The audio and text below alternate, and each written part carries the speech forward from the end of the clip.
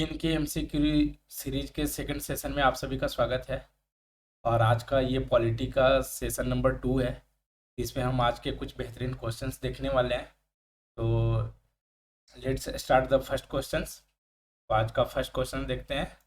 ये भी हमारा एनसीईआरटी बेस्ड होने वाला है। तो आज का फर्स्ट क्वेश्चन ये है, consider the following assertion and reason. तो असर्शन क्या कहता है? When the government prevents either a news item or scenes from a movie or the lyrics of a song from being shared with the larger public, that is referred to as censorship. Reason क्या कहता है? There have been periods in Indian history when the government censored the media. The worst this was the emergency between 1975 to 1977। तो बोल रहा है कि select the correct answer using the following options. तो first option तो ये कहता है कि बोथ असर्शन एंड रीजन दोनों करेक्ट है, एंड जो रीजन है वो करेक्ट एक्सप्लेनेशन है असर्शन का। तो एक बार फिर से क्वेश्चन देखते हैं कि असर्शन क्या कहता है। गवर्नमेंट जो है किसी भी न्यूज आइटम या फिर कोई मूवी का सीन है उसको वो कट करता है, तो ये उस सेंसरशिप कहलाता है, जो कि सही है। और सेकेंड स्टेटमेंट ये कहता है कि 1975 और 77 का जो पीरियड था जहाँ पे गवर्नमेंट ने काफ़ी ज़्यादा मीडिया को सेंसर किया था, तो ये भी स्टेटमेंट सही है। बट क्या ये रीजन सही है स्टेटमेंट 1 के लिए? तो ऐसा कुछ नहीं है, ये स्टेटमेंट गलत है। तो option B will be the correct. अरे दोनों के दोनों स्टेटमेंट तो सही है, बट जो रीजन है वो सही नहीं है स्टेटमेंट 1 का। तो देखते हैं एक्सप्लेनेशन इसका। एक्सप्लेनेशन ये है कि when the government prevents either a news item or scenes from a movie or the lyrics of a song from being shared with the larger public, this is referred to as a censorship. Statement 1 सही हो गया। यहाँ पे ये statement 2 की बात करता है, there have been periods in Indian history when the government censored the media. 1975-77 वो पीरियड है जब इमरजेंसी लगा था कंट्री में। तो उस टाइम में काफ़ी सारे न्यूज़ चैनल्स मीडिया को बैन कर दिया गया था, तो उस पर सेंसरशिप लगा था। तो दोनों के दोनों स्टेटमेंट सही है, बट जो है रीजन जो है वो सही नहीं है। तो ये हमारा आंसर हुआ। नेक्स्ट क्वेश्चन देखते हैं। नेक्स्ट क्वेश्चन है, consider the following statements with reference to the concept of equality. तो कॉन्सेप्ट ऑफ इक्वालिटी के बारे में बात कर रहा है। फर्स्ट स्टेटमेंट है, discrimination on the basis of person's religion, caste and sex is prohibited by Indian Constitution. Second statement है, poverty and the lack of resources is the key reason why people live in India are highly unequal. तो first statement तो सही है, second statement भी सही है, तो option C will be the correct. इसका एक्सप्लेनेशन देखते हैं। आपको पता होना चाहिए कि डिस्क्रिमिनेशन जो है वो प्रोहिबिटेड है इंडियन कॉन्स्टिट्यूशन के हिसाब से। इंडियन कॉन्स्टिट्यूशन में इंडियन कॉन्स्टिट्यूशन जो है वो क्या रिकॉग्नाइज करता है? All Indians as equal before the law and states that no person can be discriminated against because of their religion, sex, caste और वेदर दे आर रिच और poor. तो hence statement 1 is correct.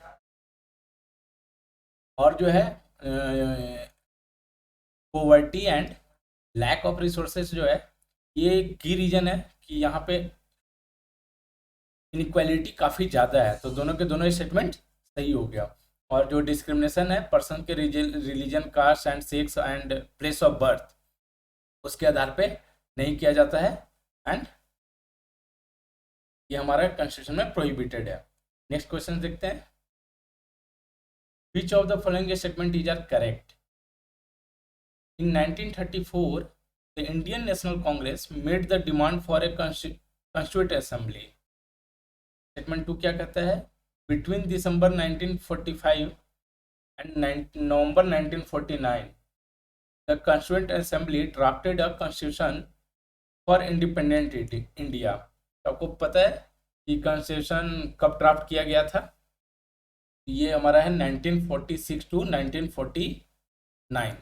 1946 to 1949।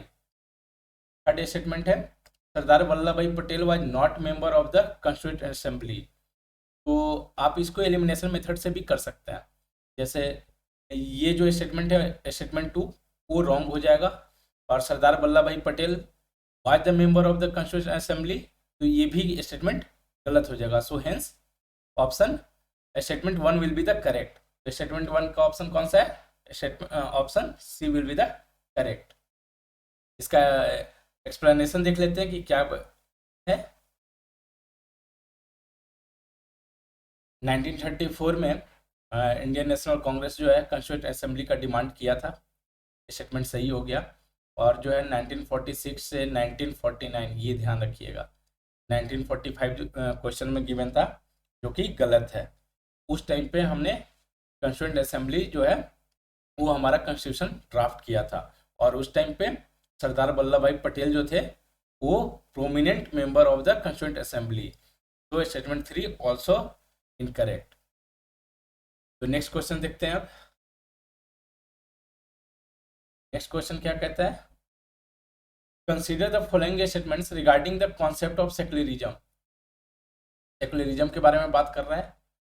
The essence of secularism that no one should be discriminated against on grounds of their religious practice and beliefs.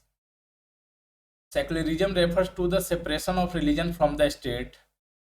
The Indian Constitution allows individuals the freedom to live by their religious beliefs and practice as they interpret these. तो ये तीनों के तीनों statement जो है, एक बार फिर से ध्यान से देखिएगा स्टेटमेंट को। तो ये इंडियन कॉन्स्टिट्यूशन के हिसाब से तीनों के तीनों स्टेटमेंट्स करेक्ट है। और क्वेश्चन में क्या पूछा गया है? Not correct. तो नॉट करेक्ट दैट मीन्स की option D will be the correct, none of the above. थोड़ा सेक्युलरिज्म के बारे में जान लेते हैं कि इंडियन सेक्युलरिज्म वेस्टर्न सेक्युलरिज्म से कैसे अलग है। सबसे पहले देखते हैं the most important aspect of secularism, separation of religion from the state. हमारे कंट्री के स्टेट का कोई भी रिलीजन नहीं है। This is important for a country to function democratically. अगर कोई भी एक रिलीजियस पार्टी का गवर्नमेंट होगा वहाँ पे तो उसका डोमिनेंस बढ़ेगा, तो ये अच्छी बात नहीं है डेमोक्रेसी के लिए। स्टेटमेंट 2 देखते हैं। The essence of secularism is that no one should be discriminated against on ground of their religious practice and beliefs. तो ये भी ये स्टेटमेंट करेक्ट हो गया। And the Indian constitution allows individuals the freedom to live by their religious beliefs and practices as they interpret these. तो statement 3 भी correct. तो question में क्या पूछा गया था? Not correct. तो D will be the correct answer, none of the above. Next question देखते हैं। नेक्स्ट क्वेश्चन है in what way the Indian state works to prevent the religious domination. जैसे देखिएगा, in what way the Indian state works to prevent the religious domination. Statement 1 क्या कहता है? Through a strategy of distancing itself from religion, through a strategy of intervention, through a strategy of non interference. तो correct answer पूछ रहा है। तो ये जो होगा, ये तीनों के तीनों ये वे हैं जिससे कि रिलीजियस डोमिनेशन किसी भी एक रिलीजन का ना हो सके। एक्सप्लेनेशन देखते हैं।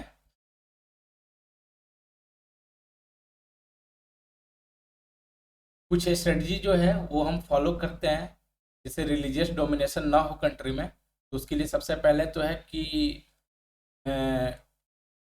गवर्नमेंट को रिलीजन से डिस्टेंस बना करके रखना होता है। The Indian state is not ruled by a religious group और not does it support any one religion. The second way क्या कहता है? Indian secularism works to prevent the above domination is through a strategy of non interference. Statement 2 भी correct हो गया। The third way है Indian secularism works to prevent the domination listed earlier is through a strategy of intervention. तो तीनों के तीनों statement correct है। और अगर एग्जाम्पल की बात करें तो जैसे कि आपको पता है हिंदू में अपर कास्ट हिंदू जो हैं वो लोअर कास्ट को काफ़ी ज़्यादा डोमिनेट किए थे। अनटचेबिलिटी जैसे कुछ एवल्स थी हमारे सोसाइटी में जिसको गवर्नमेंट ने एबॉलिश किया। तो इस तरह से किसी को भी डिस्क्रिमिनेट नहीं किया जा सकता है on the basis of cast, religion, race and sex and place of birth also. ये चीज़ ध्यान रखिएगा। नेक्स्ट क्वेश्चन देखते हैं। नेक्स्ट क्वेश्चन है consider the flowing statements with respect to Rajya Sabha. The Rajya Sabha functions primarily as the representative of the states of India in the parliament. The Rajya Sabha can also initiate legislation. The members of the Rajya Sabha are elected by the elected members of the legislative assemblies of various states. Statement 4 क्या कहता है? There are 233 elected members in the Rajya Sabha. और क्या पूछ रहा है? Which of the statements given is are correct? तो राज्यसभा जो है ये हमारा प्राइमरली फंक्शन करता है as a representative of the states of India in the parliament. तो ये स्टेटमेंट सही है, ये भी सही है। लेजिस्लेशन भी ला सकता है, बिल भी ला सकता है। और जो राज्यसभा के मेंबर हैं उनको कौन इलेक्ट करता है? तो उनको इलेक्ट करता है members of the legislative assembly यानी कि एमएलए। तो ये भी स्टेटमेंट सही है। और there are 233 elected members in the Rajya Sabha. तो आपको पता है टोटल राज्यसभा में टोटल 245 मेंबर्स है, जिसमें 233 जो हैं वो इलेक्टेड है एंड 12 जो हैं वो नॉमिनेटेड बाय द प्रेसिडेंट है। तो ये स्टेटमेंट भी सही है। तो option D will be the correct. इसका एक्सप्लेनेशन देख लेते हैं राज्यसभा के बारे में थोड़ा बहुत। राज्यसभा जो है function primarily as the representative of the states of India in the parliament. The Rajya Sabha can also initiate legislation and a bill is required to pass through the Rajya Sabha in order to become a law. ये भी सही है। Important role है इसका reviewing and altering it. The laws initiated by the Lok Sabha. The members of the Rajya Sabha are elected by the elected members of the legislative assemblies of various states. तो ये भी correct हो गया।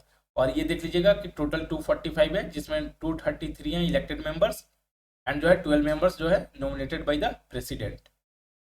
Next question देखते हैं। Next question क्या कहता है? नेक्स्ट क्वेश्चन है with reference to the rule of law consider the following statements. Members of the constituent assembly instituted several provisions in the constitution that would establish the rule of law. Rule of law means is that all laws apply equally to all citizens of the country and no one can be above the law. तो ये statement तो सही है। Statement 1 देखते हैं। Members of the constituent assembly instituted several provisions in the constitution that would establish the rule of law. तो ये भी सही बात है। कॉन्स्टिट्यूएंट असेंबली ने ऐसा बिल बनाया, लॉ लेकर के आया था जिसमें सभी को इक्वली ट्रीट किया जाएगा, जिसमें किसी के साथ भी कोई भी डिस्क्रिमिनेशन नहीं होगा, आइदर चाहे वो वेल्दियर मैन हो या फिर कोई लेबर हो या फिर कोई नॉर्मल सिटीजन्स हो, सबको इक्वली ट्रीट किया जाएगा बिफोर द लॉ। देख लेते हैं explanation. Members of the constituent assembly were agreed there should be no arbitrary exercise of the power in India, therefore they instituted several provisions in the constitution that would establish the rule of law। ये statement 1 correct हो गया। And इसमें most important जो चीज था, तो all person in independent India are equal before the law. The law can not discriminate between person on the basis of their religion, caste और gender. What the rule of law means is that all law apply equally to all citizen of the country and no one can be above the law, neither a government official nor a wealthy person or nor even the president of the country is above the law. Any crime or violation of law has a specific punishment as well as a process through which the guilt of the person had to be established। तो ये question हो गया। Next question देखते हैं। Next question है consider the following statements. How the courts are not under the government and but they act on their behalf। इसे ध्यान से देखिएगा। How the courts are not under the government and but they act on their behalf। क्या आपको लगता है कि जो जुडिशरी है वो गवर्नमेंट के बिहाफ में एक्ट कर सकती है? तो ये स्टेटमेंट गलत है। स्टेटमेंट 2 देखते हैं। Dependence of the judiciary plays a crucial role in protecting the fundamental rights of citizen. तो ये बिल्कुल सही है। तो option B will be the correct. थोड़ा बहुत देख लेते हैं सेपरेशन ऑफ पावर क्या कहता है कॉन्स्टिट्यूशन का। हमारे यहाँ कैसे जुडिशियरी, एग्जीक्यूटिव एंड लेजिस्लेटिव अलग वर्क करती है। एक्सप्लेनेशन क्या कहता है? The separation of power is a key feature of the constitution, which means यहाँ पे 3 ब्रांचेस हैं, एक तो लेजिस्लेचर है, सेकंड एग्जीक्यूटिव है एंड थर्ड जुडिशरी है, जो तीनों के तीनों इंडिपेंडेंटली वर्क करते हैं, एक दूसरे के काम में इंटरफेरेंस नहीं करते हैं।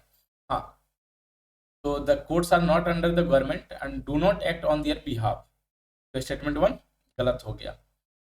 और it is the independence of the judiciary that allow the courts to play a central role in ensuring that there is no misuse of power by the legislature and the executive. It also plays a crucial role in protecting the fundamental rights of citizens, because anyone can approach the courts if they believe that their rights have been violated. तो guardians of the fundamental rights किसको बोला गया? तो supreme court को बोला गया है।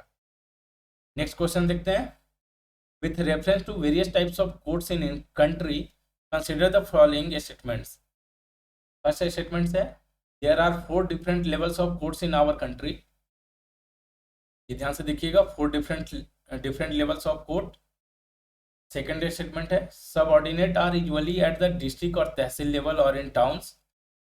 The decision made by the supreme court are not binding on all other courts in India. तो करेक्ट स्टेटमेंट पूछा है। तो हमारे यहाँ कोर्ट 3 टाइप्स ऑफ कोर्ट्स हैं, 3 लेवल्स ऑफ कोर्ट्स हैं। सबसे पहले तो हमारे पास सुप्रीम कोर्ट है, देन हाई कोर्ट है, देन हमारा डिस्ट्रिक्ट कोर्ट्स है। ये 3 लेवल्स ऑफ कोर्ट्स है। तो फर्स्ट स्टेटमेंट तो गलत हो गया। जैसे ही फर्स्ट स्टेटमेंट गलत हो गया तो आपको सेकंड और थर्ड देखने की जरूरत भी नहीं है, क्योंकि आप इसमें से फर्स्ट को एलिमिनेट कर दो, इसमें से कर दो, इसमें से कर दो, तो automatically option B will be the correct. तो इसका एक्सप्लेनेशन देख लेते हैं।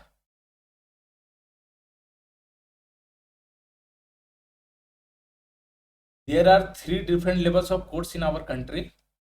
There are several courts at the lower level, while there is only one at the apex level. 1 गलत हो गया। The courts that most interact with are what are called subordinate or district courts. These are usually at the district or tehsil level or in towns. Each state is divided into districts that are presided over by a district judge. Each state has a high court, और ये high court जो होता है वो state का highest court होता है। And the top की बात करें तो सुप्रीम कोर्ट होता है, जो कि न्यू दिल्ली में लोकेटेड है and presided over by the chief justice of India. The decision made by the supreme court are binding on all other courts in India. तो सुप्रीम कोर्ट का जो भी रूलिंग आएगा वो सारे के सारे कोर्ट्स पे बाइंडिंग होगा। नेक्स्ट क्वेश्चन देखते हैं। नेक्स्ट क्वेश्चन क्या कहता है? According to 2011 census, Muslims are 19.2% of India's population and are considered to be a marginalized community. तो ये ध्यान रखिएगा, ये फैक्चुअल क्वेश्चंस है। तो आपको सेकेंड स्टेटमेंट देखते हैं। Justice Rajendra Sachar committee was set up by government to examine the social, economic and educational status of the Muslim community in India. तो ये जो स्टेटमेंट है ये तो सही है। बहुत सारे कमेटी का गठन किया गया था माइनॉरिटी का स्टेटस को आइडेंटिफाई करने के लिए, उनका सोशल, इकोनॉमिक, एजुकेशनल ग्राउंड कैसा है। और ये जो पॉपुलेशन की बात है तो ये 19.2% नहीं, ये अराउंड 14.3 के आसपास ये कुछ पॉपुलेशन मुस्लिम्स की थी। देखते हैं explanation. According to 2011 census Muslims are 14.2%। तो ये तो स्टेटमेंट 1 गलत हो गया। अगर बात करें कमेटी का तो 2005 में ये राजेंद्र सचर साहब के अंडर में एक कमेटी का कमेटी गठित हुआ था, जिसमें उन्होंने social, economic and educational status of the Muslim community को एग्जामिन किया था। तो ये स्टेटमेंट्स करेक्ट है।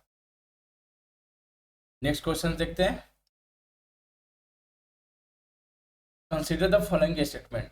Right to a healthy environment is intrinsic to the fundamental right to life. Second statement है, in Subhash Kumar versus State of Bihar 1991, the Supreme Court held that the right to life is a fundamental right under Article 21 of the Constitution, and it includes the right to the enjoyment of pollution free water and air for full enjoyment of life. तो अगर आप past के history देखिएगा तो उसमें काफ़ी times जो है जुडिशरी ने रूलिंग्स दिया है इस पे, राइट टू लाइफ पे, और उसमें ये बताया गया कि हेल्दी इन्वायरमेंट जो है वो राइट टू लाइफ का फंडामेंटल राइट्स है। तो यहाँ पे बोथ के बोथ स्टेटमेंट्स करेक्ट हैं। इसका एक्सप्लेनेशन देख लेते हैं। The higher courts in India have given a number of judgments upholding the right to healthy environment as intrinsic to the fundamental rights। क्या स्टेटमेंट 1 करेक्ट है। और Subhash Kumar versus state of Bihar का जो केस है 1991, यहाँ पे सुप्रीम कोर्ट जो है उसने रूलिंग दिया था कि राइट टू लाइफ जो है वो एक फंडामेंटल राइट है अंडर आर्टिकल 21, और उसके अंदर में एक इंसान को सर्वाइव करने के लिए एक पॉल्यूशन फ्री वाटर चाहिए, एयर चाहिए और फुल एंजॉयमेंट ऑफ लाइफ। और इसके लिए कौन रिस्पॉन्सिबल है? The government is responsible for setting up laws and procedure that can check pollution, clean rivers and introduce heavy fines for those who pollute. तो दोनों के दोनों स्टेटमेंट्स करेक्ट हो गया। नेक्स्ट क्वेश्चन देखते हैं। नेक्स्ट क्वेश्चन है consider the following statement. Referendum is an indirect vote in which an entire electorate is asked to either accept or reject a particular proposal। Second statement है veto is the right which gives a unlimited power to stop a decision। तो veto power का आपको पता होगा कि generally आपने सुना होगा कि यूएनएससी में 5 कंट्रीज के पास वीटो पावर है। वो कंट्री कौन कौन से हैं आप लोग बताइएगा, और वीटो पावर का यूज करके किसी भी डिसीजन को रुका जा सकता है। और अगर रेफरेंडम की बात करें तो रेफरेंडम को इसने इनडायरेक्ट वोट बताया, जबकि रेफरेंडम जो है वो डायरेक्टली होता है, ये डायरेक्ट डेमोक्रेसी का पार्ट है। तो ये स्टेटमेंट जो है ये गलत हो जाएगा, और तो करेक्ट स्टेटमेंट हो जाएगा ऑप्शन बी। इसका एक्सप्लेनेशन देख लेते हैं। रेफरेंडम क्या होता है? अ direct vote in which an entire electorate is asked to either accept or reject a particular proposal। This may be adoption of a new constitution, a law or a specific government policy। तो statement 1 correct हो गया, क्योंकि वहाँ पे indirect vote की बात कर रहा था। इंडिया में इनडायरेक्ट वोटिंग होती है, इनडायरेक्ट डेमोक्रेसी है। और डायरेक्ट डेमोक्रेसी की अगर बात करें, इसका एग्जाम्पल जो है वो स्विट्जरलैंड है, वहाँ पे रेफरेंडम जैसे चीज़ें होती रहती है। और वीटो जो है ये जो है the right of a person, party और a nation to stop a certain decision और law. The word comes from Latin which means I forbid. Veto जो है वो अनलिमिटेड पावर देता है to stop a decision but not to adopt one. ये statement correct हो गया। Next question देखते हैं। Which of the following does not lead to the spread of democracy. यहाँ से देखिएगा, does not lead to the spread of democracy. The struggle by the people, invasion by foreign countries, end of colonialism, people's desire for freedom.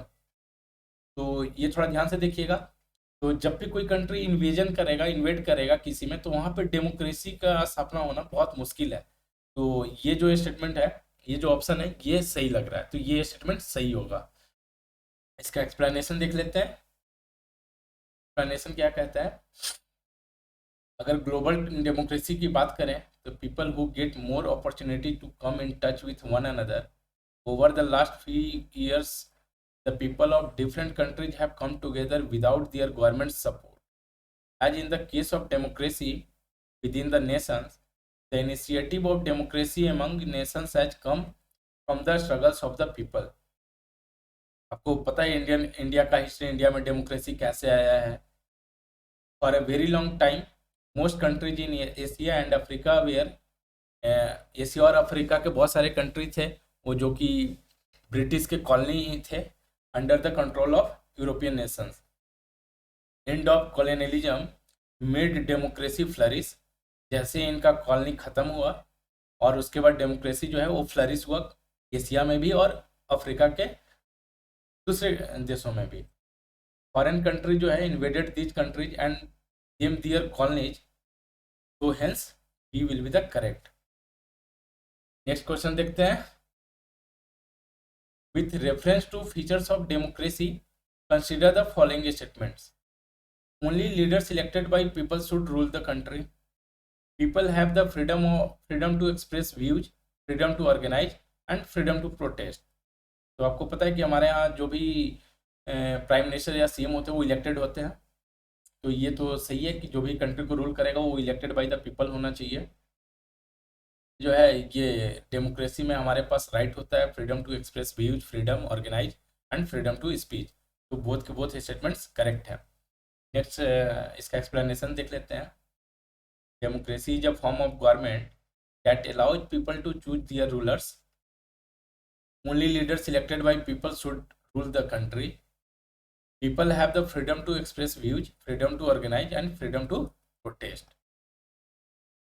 तो ये आज का हमारा कुछ question था। आप लोग कमेंट सेक्शन में ज़रूर बताइएगा कि कैसा लगा क्वेश्चंस। और हम नेक्स्ट सेशन में फिर से आएंगे पॉलिटी के कुछ और क्वेश्चंस के साथ। से ही पॉलिटी के बाद जो अदर सब्जेक्ट है जैसे like history, geography, science and tech, current affairs, उस पर भी हम इस तरह के बेहतरीन क्वेश्चंस लाएंगे विथ एक्सप्लेनेशन, जो आपके प्रीलिम्स के लिए काफ़ी ज़्यादा हेल्पफुल रहने वाला है। प्लीज़ आज के लिए थैंक यू।